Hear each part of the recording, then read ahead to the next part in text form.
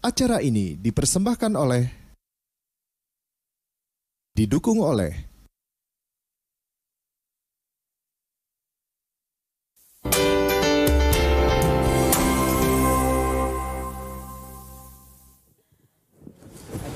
Iya, Firsa, terima kasih Anda masih bersama kami dan sudah dibuka line telepon interaktif 021 5155 111.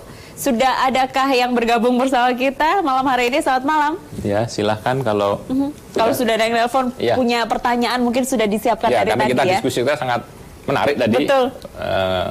Dualisme. Ini udah masuk kita. Halo, selamat malam. Selamat malam.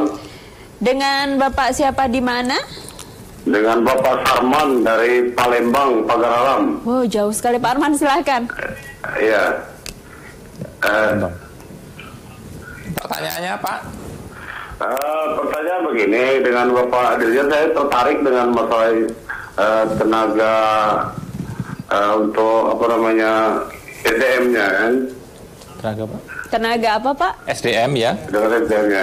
Oke. Jadi masyarakat kita kan untuk pertukangan ini dan tenaga pertukangan kan. Ya. Itu kan banyak yang ahli tapi nggak keluaran SMK gitu kan. Bukan keluaran SMK. Ahli bukan. Oh, ahli tapi tidak sekolah SMK. Oke. Ya. Pak siapa? Udah cukup Baik. Pak Salman? Yang perlu dipertanyakan ya. Ya. Terima kasih. Ya, ini ada di kita Pak ya. Mungkin udah pengalaman 20-an tahun gitu, tapi mereka non educated, tidak berpendidikan. Ini gimana Pak Syarif? Ya, Pak Arman, terima kasih. Ini menarik ini. Jadi SMK itu hanya salah satu saja sumber untuk mendapatkan tenaga kerja terampil. Karena di masyarakat pun banyak tenaga-tenaga yang bisa dijadikan tenaga terampil. Dan PU, Pera dalam hal ini memang sudah melakukan kegiatan training, pelatihan, bukan hanya bekerja sama dengan SMK. Kalau SMK itu tadi kita berbicara link and match. Bagaimana mencocokkan antara kurikulumnya dan kebutuhan tenaga kerja di lapangan. Tetapi tenaga-tenaga terampil yang dilahirkan selain itu sangat banyak, jauh lebih banyak dari SMK. Bahkan kemarin kita sudah bekerja sama pun dengan Kumham. Jadi narapidana yang hampir selesai itu juga itu pun dilatih jadi tenaga terampil. Apalagi tenaga-tenaga yang ada di masyarakat.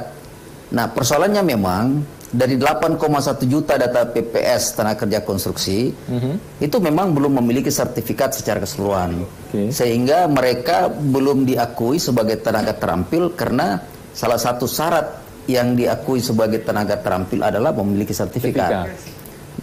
Jadi mereka ahli. Proses ini nggak Pak? Proses semacam penyetaraan yang dilakukan mungkin dengan SMK atau mungkin ini skimnya lain ya, skimnya lain.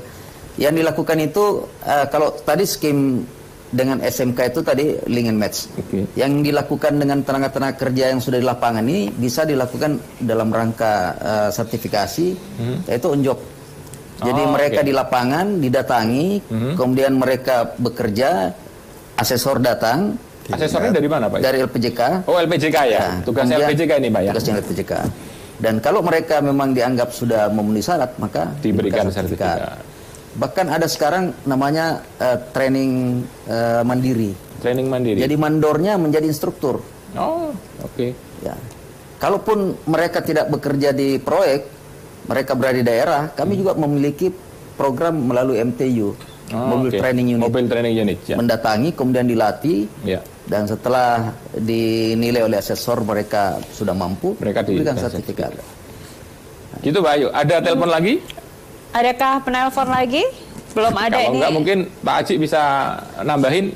Ya, saya kira yang disampaikan Pak Dirjen sangat strategis ya.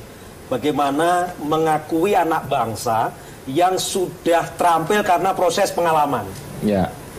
Tadi melalui skema-skema yang bisa dimanfaatkan untuk memastikan mereka dihargai sebagai tenaga terampil.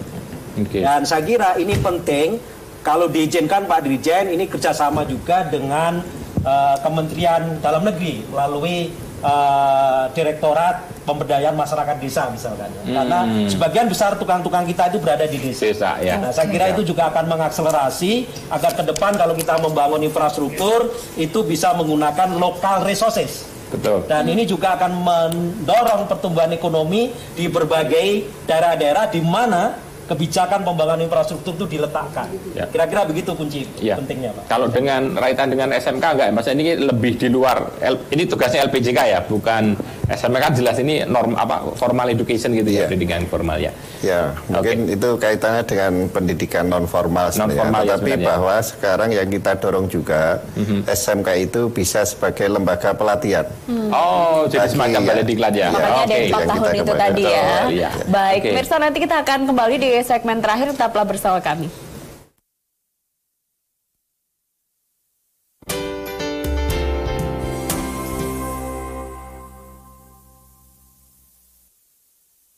Acara ini didukung oleh